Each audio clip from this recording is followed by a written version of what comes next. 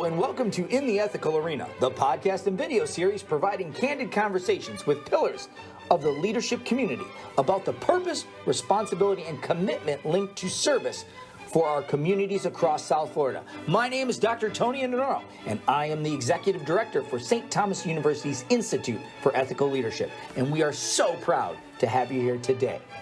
Our host is Don Slesnick, an individual who continues to practice leadership and shape change with the people of South Florida after serving as mayor of Coral Gables for 10 years.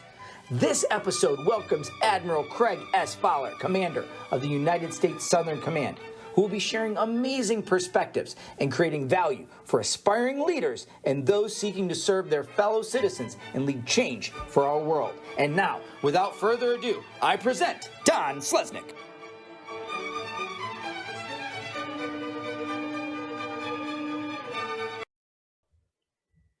Well, today we are excited to welcome Admiral Craig Faller to our ethical arena here at St. Thomas University. And this is certainly a pleasure to welcome one of our most distinguished military leaders in the nation. Admiral Faller is a graduate of the U.S. Naval Academy. He has a master's degree in national security affairs. He has served around the world on a number of ships and different leadership capacities, including support missions involving Iraq, Afghanistan, and the relief efforts following the tsunami in Indonesia. He has served as assistant to the Secretary of Defense, and he is now, and it's really good to interview a hometown boy, he is now the commander of the U.S. Southern Command right here in Miami. Admiral Faller, welcome to the ethical arena. Don, thanks for having me, and thanks for the important work that St. Thomas does to educate all the future leaders of this great nation of ours and globally with its student population on the value of ethics and leadership and everything that's associated with leadership. There's no more important topic. Well, we are just delighted for you to share your views about that topic with us. To get started, though, let me ask you this: as a Western Pennsylvania landlocked young man, what motivated you to become part of our U.S. Navy? It goes to values and service and role models. I encourage everybody to have a role model or more than one and constantly learn about someone else. In this case, my father and mother were big into service. My mom was a school teacher. My dad had served in the Army. I was continuing to serve in the community in a number of volunteer capacities. And I think before I could even walk and ride a bike, there was a constant encouragement to stretch yourself and think about service. That started as service in the Boy Scouts, but then it expanded to ways I might see myself serving our country. I think Dad pushed me towards the naval service based on, we had a few neighbors that lived a couple doors up the street. They're maybe 5-10 years older than me. There's 4 brothers, and 3 of them graduated from the Naval Academy. It seemed like at an early age, I was always in their house at the right time for a great sea story. And then as a hardworking family with a father who ran a couple small businesses in a really tiny town, our family vacations were always focused and limited. And the first one that we took that was different was to Maryland shore via Annapolis. I think I was 12. I was probably too young to realize the influence that my dad was subtly, maybe not so subtly, exerting on my future. But it was encouragement and a constant discussion, and then asking me questions on how I might see myself. And certainly at age 12, 14, 17, when I swore an oath to this great nation, you don't envision that 42 years later, you'll still be doing it. You just sort of take it one step at a time, constantly being encouraged by my family and others, and later my wife and children. Well, you've had a great career. I think you're now over 35 years and have served around the world and in so many different capacities that it must be very rewarding to you as you look back over that career. Well, I'm glad I listened to my dad, that's for sure. And I'm glad I took a leap on a calling that at the time, frankly, probably was a little bit intimidating. You're 17 years old, you grew up in the same small town, and you're going to get your long blonde hair shaved and they're heading off to a very regimented lifestyle. But in many ways, growing up where we worked from a young age, just on tasks and helping my dad in the business, and a family lifestyle that emphasized values, the importance of just telling the truth, prepared me very well for the path that I was embarked on. I didn't really realize at the time how well that prepared me. Well, leadership skills are important in all government and private business, but especially in the military. In a military structure where mission accomplishment is so critical at every moment of the day and every moment of the week. And so have you seen leadership skills and the way in which leadership is taught in the military change over your years of service? There are many basics involved in leadership, Don, that have not changed, and maybe focusing on those and then getting to the change is important. The principles of just doing the right thing, always telling the truth, staying true to your ethical North Star. Once a leader loses that, and then if they're honest with themselves, they've lost trust in themselves. They will lose trust in their team, and it's like money in the bank. Takes a long time to build. Interest up can go away overnight, and in this case, maybe you never get it back. So that's a immutable principle from go. Another one is hard work. So nothing worthwhile in life is ever going to be accomplished by easy street. It's hard work, and it's hard work applied over time, which is consistency and commitment. And then it's teamwork. We all can get so much done when we don't care who gets the credit, right? And that is so key to accomplishing tasks in any organization. And really high-speed organizations are one where the nation wins, the organization wins, not an individual. An individual performance, sure, you want a team all-stars, but it's got to be an all-star team. That those things, and then passion, really caring about what you do and connecting the brain to the hard work to the heart, have been key throughout.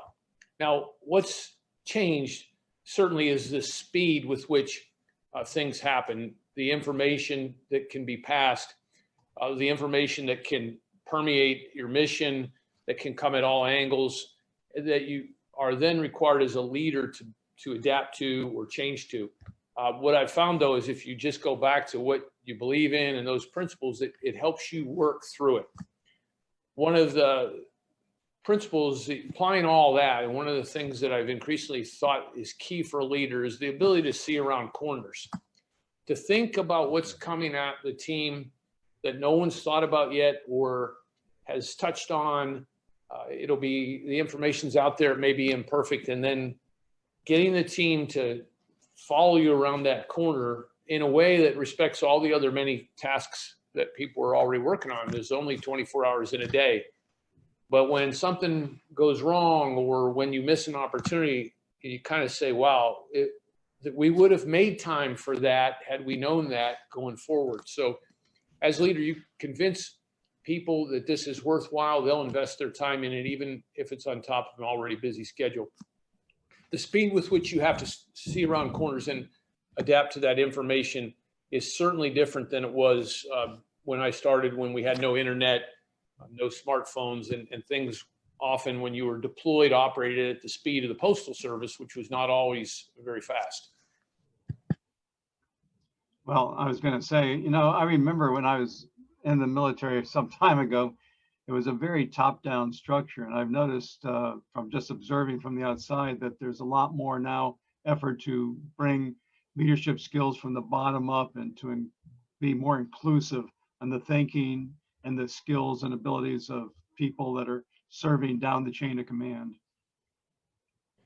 I think there's so many good ideas out there. The ability to learn faster and at a younger age and a quicker pace over time exists. And we as leaders have to embrace that and have to be willing to figure out ways to get that into our sight picture that may be disruptive to how we view or perceive a situation or understand the context, but may be very helpful to innovation and moving the organization forward. So I think that is an area that if I look back, I'm just so impressed by the young women and men that serve and their commitment and their talent. I'm very I'm very bullish and very pleased with what I see of the talent and the commitment of today's youth. And so as leaders, we've got to recognize that and this and make sure that we're embracing it, developing that, and bringing them along in a manner that respects what they know.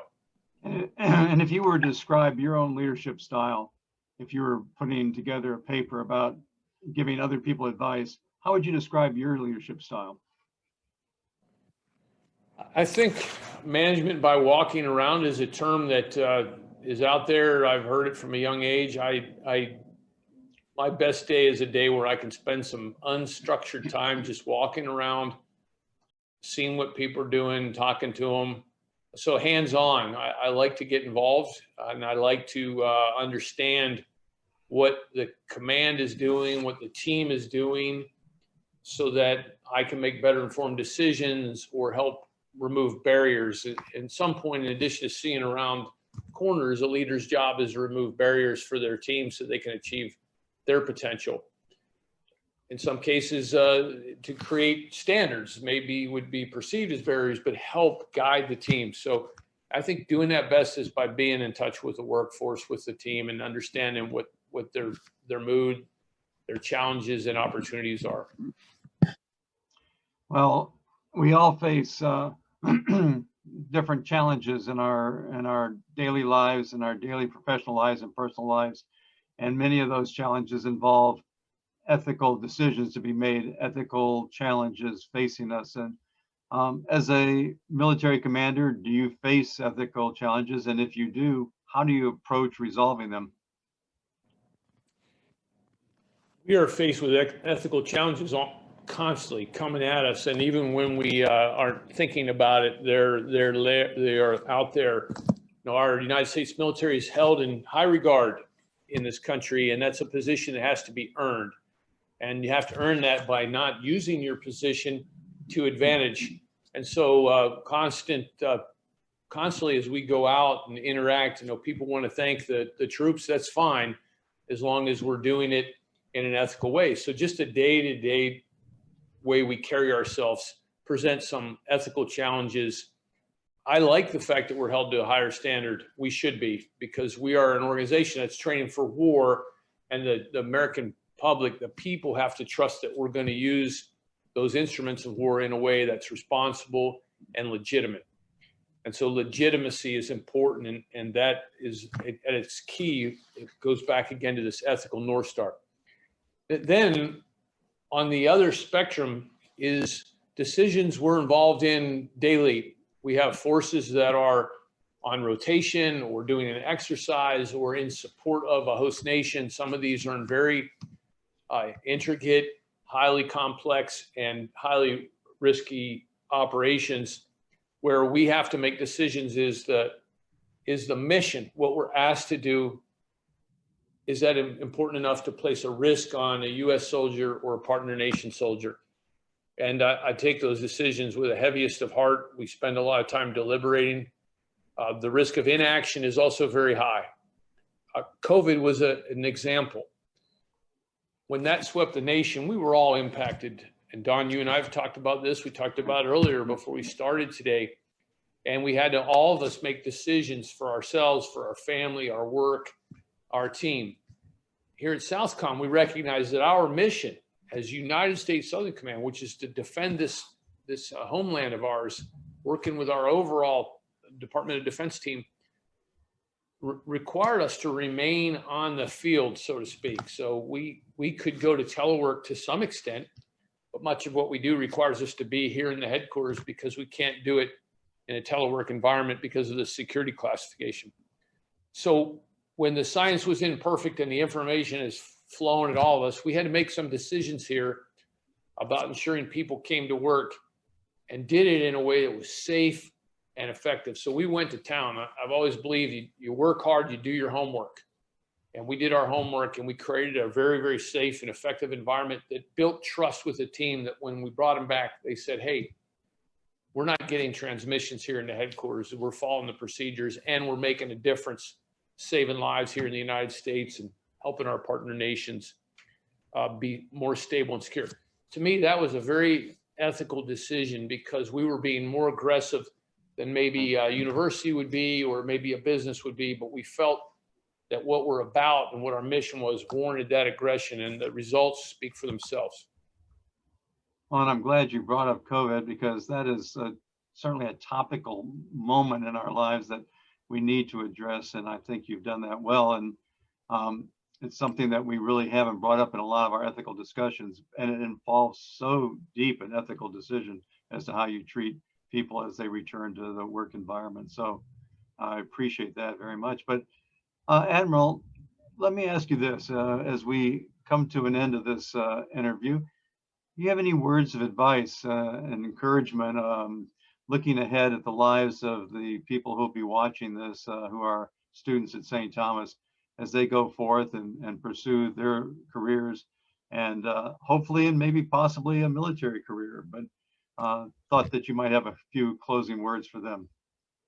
My father always would say, and he's still with us and provided me guidance and wisdom to this day. He'd always say, try something just a little bit harder than what you think you can do, and work at it and try to achieve it, and then ask for as much help along the way to meet that goal, and never compromise your standards. And I've applied that. And I think you get there by working hard and by doing your homework. I had the honor to work for Secretary Mattis, General Mattis. He was our former Secretary of Defense and a general in our Marine Corps. I had to work for him 3 times, and he's a very brilliant strategic thinker, very witty and humorous and humble.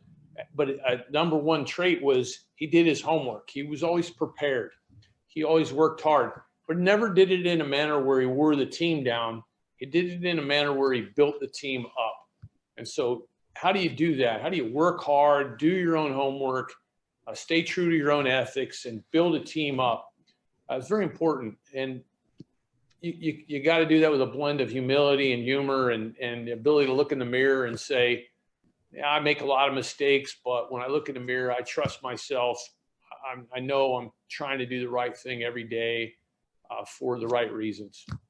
That would be my advice. Well, that's very good advice. And in fact, I think I will take it also. So thank you very much. Admiral, it's been a great pleasure to have you with us today in the ethical arena for St. Thomas University.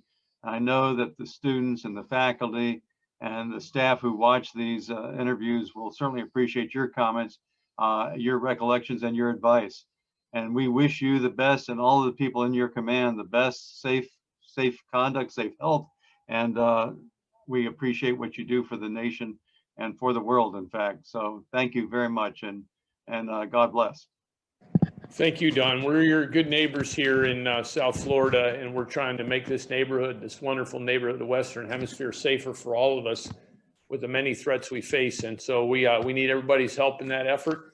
And we're here for you, the American people. So thanks for having us today. It's been great to share some time with you, Don. Thank you, sir.